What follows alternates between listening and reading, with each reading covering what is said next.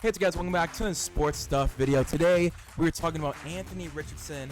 Sadly, they're saying is out for the season. The report came out just an hour ago that Anthony Richardson might have to undergo shoulder surgery, which will end his 2023 rookie campaign. Really sucks, man. When Anthony Richardson was healthy and playing, the Colts offense was dynamic, man. They were absolutely dynamic. I believe they were undefeated with him when he played and when he started and finished games. I want to make sure I find his stats real quick because this dude, man, when he was healthy, he was having an amazing rookie campaign. Him and C.J. Stroud. Yeah, so when he was fully healthy, he started and finished games. They were 2-0, if I'm not mistaken. But he had 600 yards through 2 games, 3 touchdowns, 1 interception, not including his multiple rushing touchdowns, and the offense just looked electric. They just looked good. Obviously, this is a big blow to that team, man. Like, they just drafted him number 4 overall, and the dude played 4 games. Like, he played 4 games and only finished 2 of them. That's not good, and especially for his rookie campaign. And that was my issue. Like, I loved Anthony Richardson coming out.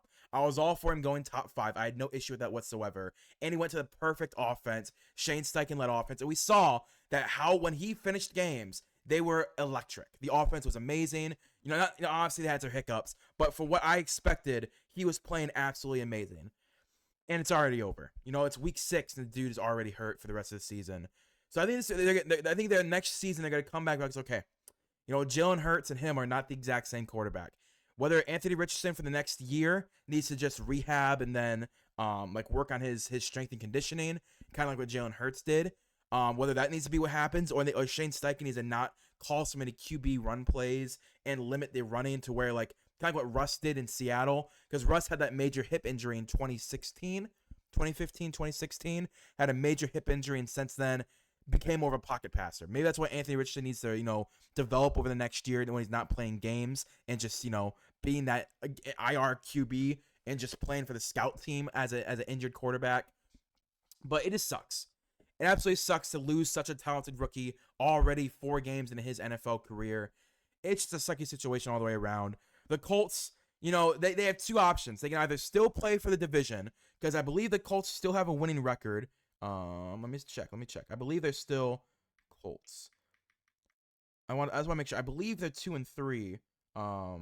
They just lost to the Jags. They're 3-3. Sorry. Yeah, they're 3-3. They're still in play for the division. They have Gardner Minshew at the lead, and when Gardner Minshew is playing good, he's playing really good. The issue is he ever going to play to that standard of, hey, you can run an offense for an entire year?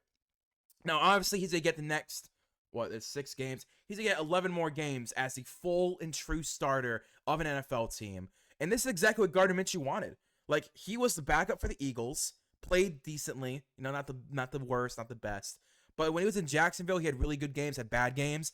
And now he's in an offense that's very pass-friendly. He has Jonathan Taylor and Zach Moss back there. And Zach Moss has been electric this year. But Jonathan Taylor is finally back from, that situation. They're still, getting him game ready, kind of like what we saw from, Kareem Hunt. His first couple of games, he did not play good. Now he's playing pretty decent. Jonathan Taylor's going to be the exact same way, but even better. It just takes a couple of games to get back in NFL shape.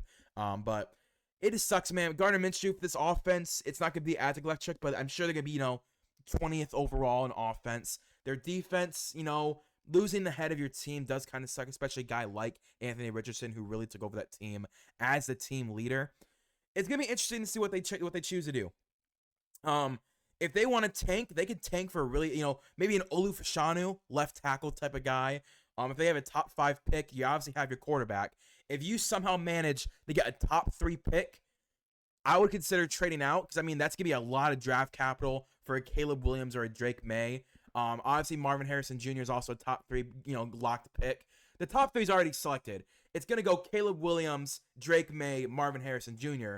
But if a team is second and they need if the Colts end up at number 2, I think it'd be very hard for them to trade out and not grab Marvin Harrison Jr., especially because of the legacy. But it's going to be very interesting to see who is at number 2, because obviously it's going to be the Bears no matter what, whether it's by way of the Panthers or their own pick. I do think that the Bears will have number 1 overall. I don't think they're trading out this time. They're taking Caleb Williams. Number 2, though, if it's a team like the Colts, or it's a team like the Patriots, or a team like I don't know, like just a team that already has a quarterback. Now, whether the Patriots stick with Mac Jones is another question. I'm saying as of right now, if you have a quarterback, let's say the Panthers. Let's just say, for example, the Panthers had 2, Bears had 1, and the Panthers had their first round pick. The Panthers aren't taking Drake May. They're trading out or they're grabbing Marvin Harrison Jr. So the Colts, for example, if they got number 2, they'd have to tell all these NFL teams, hey, we want Marvin Harrison. If you are want to take number 2 overall and take Marvin Harrison out of our hands, you got to offer up 3 first-round picks, multiple seconds and thirds. It's gonna be one of the biggest draft packages ever because we have Marvin Harrison in our hands, and you want Drake May because number 3 is the Broncos or number 3 is the Cardinals, number 3 is Atlanta. Like, if you want to grab Drake May, you have to trade up to number 2. Otherwise, we're taking Marvin Harrison, and you're losing Drake May. That's a situation that the Colts could have, or they win 9-10 games, maybe sneak into the playoffs, but more than likely miss the playoffs with 9 wins. And they just go with a 15th or 16th overall pick. That's the 2 decisions the Colts could do. I don't think this Colts team is a playoff team where they're gonna make it, a deep run in the playoffs without Anthony Richardson. I didn't think that with Anthony Richardson, but especially with Gardner Minshew, they're not gonna be an AFC Championship contender. So the 2 options are: do we win 9 or 10 games, or do we tank, try and get the number 2 overall draft pick, or even number 1? I don't think it's possible, though. You have 3 wins. Your team is better than 3 wins. Hope for number 2, 3, or 4 to maybe get Marvin Harrison Jr. or get in the position to grab a Drake May and force these other teams to trade up massive draft capital, and then we hope we're never this bad again. That's the 2 options you could do. If I'm the Colts, I'm tanking. I am tanking not for a quarterback, but for the draft capital that quarterback's going to get you. Because if you end up number 1 or number 2, you're getting multiple first-round picks, multiple seconds or thirds, and probably a pretty good player. Like, you're probably getting a wide receiver or an offensive lineman in that trade. And if I'm the Colts, I'm trading back so I can either get Marvin Harrison Jr. or Olu Fashanu from Penn State. That's the 2 guys that I want in the top 5. Because if I don't want a quarterback, I don't want a corner, I want a bona fide weapon at wide receiver who can carry on the legacy of his father, or Olu Fashanu, guaranteed top 5 offensive line. You move Ryman over to right tackle, have Olu as your all-pro potential left tackle rookie year. That's how good Olu Fashanu is.